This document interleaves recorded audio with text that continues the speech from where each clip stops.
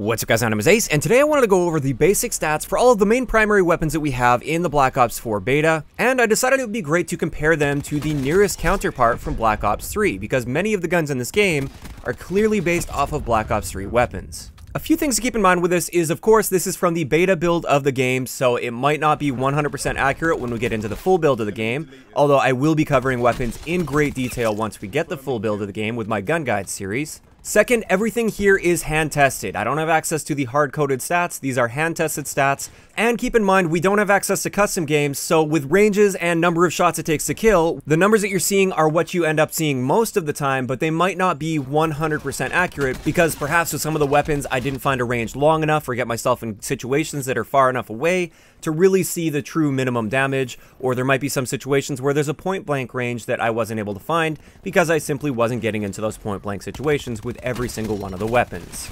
So in general, it will be accurate enough for comparison's sake, but it might not be 100% perfectly accurate when we get to the full build of the game. So first up, let's kick it off with the AR category. We have the ICR-7. Now this weapon has a 600 round per minute rate of fire, and it takes 5 to 6 shots to kill unless you land one bullet to the head, because it has a 37 damage. If you land just one bullet to the head, it will now only take 4 shots to kill, and that's the big power of the ICR in this game. Not surprisingly, in Black Ops 3, its counterpart is the ICR. In Black Ops 3, the ICR has an identical fire rate, and it takes 4 to 5 shots to kill, and we're going to see this trend with basically all these weapons, is it takes exactly 1 extra bullet to get a kill with the Black Ops 4 version of the gun. So for anybody out there that thinks it takes an extra 2 to 3 bullets to kill on average, this just isn't true.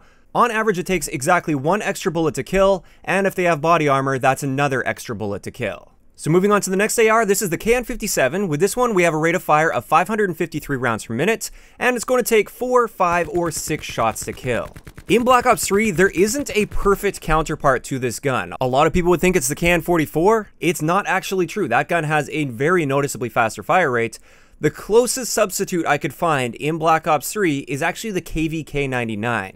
With the KVK, it's got pretty much the exact same fire rate. However, the KVK has its first 2 bullets fire noticeably faster, and that's not the case with the KN57 in Black Ops 4. So realistically speaking, Black Ops 3 doesn't have a perfect or even extremely close counterpart to the KN57. This brings us to the Rampart 17, and not surprisingly, this is something that I could tell from the very first time I played this. The Rampart 17 is the Man of War in this game. It has the exact same fire rate, and it takes 1 extra bullet to kill. So it fires at 517 rounds per minute, just like the Man of War, and this is a 4 to 5 shot kill, whereas the Man of War is a 3 to 4 shot kill. Now, some of the smaller individual stats like reload time, aim down sight time, and sprint out time might not be 100% identical between these two, but it's a very, very close comparison. Getting into the Vapor XKG, this one has a rate of fire of 652 rounds per minute, and it's going to be a 5 to 6 shot kill. The counterpart for this one in Black Ops 3 is actually the Peacekeeper. The Peacekeeper has the exact same fire rate at 652 rounds per minute, and it's a 4 to 5 shot kill.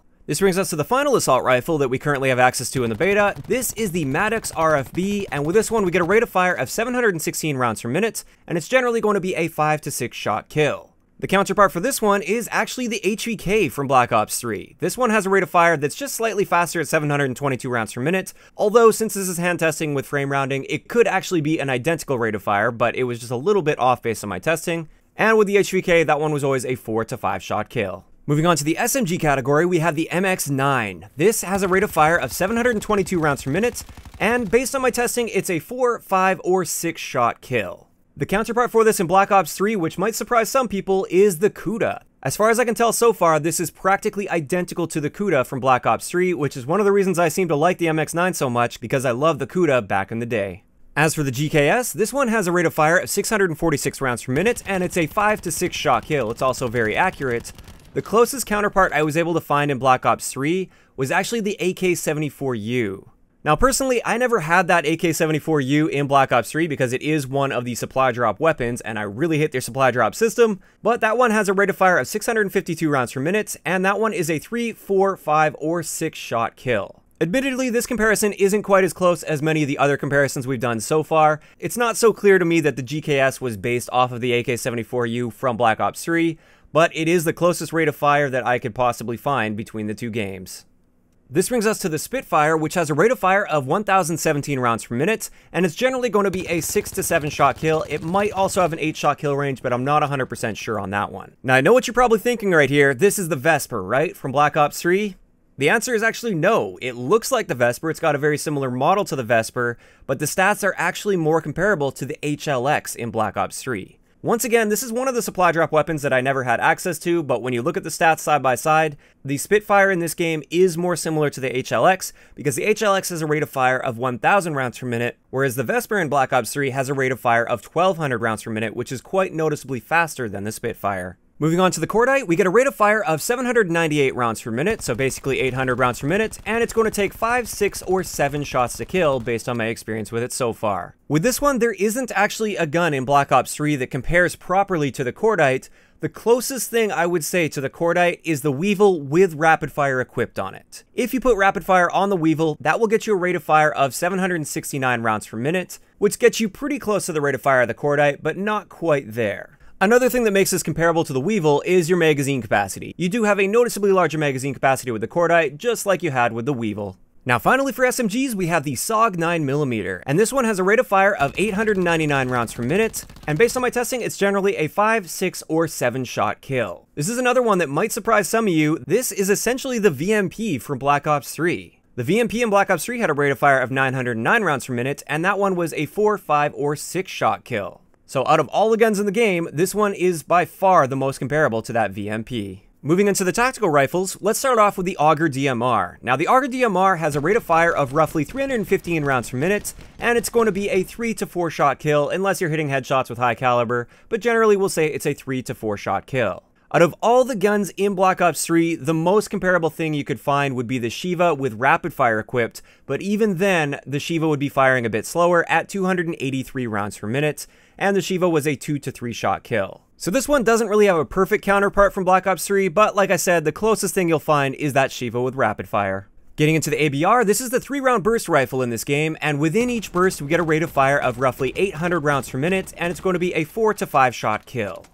In Black Ops 3, obviously the closest counterpart is going to be the XR2. This one had a rate of fire within the burst at 857 rounds per minute, and it was a 3 to 4 shot kill. With the Swordfish on the other hand, this one is a 4-round burst by default, and within each burst you get a rate of fire of roughly 1,078 rounds per minute, and it's going to be a 5 to 6 shot kill. Once again, not really surprising here, the closest counterpart from Black Ops 3 is going to be the M8, which had a rate of fire within each burst at 1,000 rounds per minute, and that was a 3 to 4 shot kill.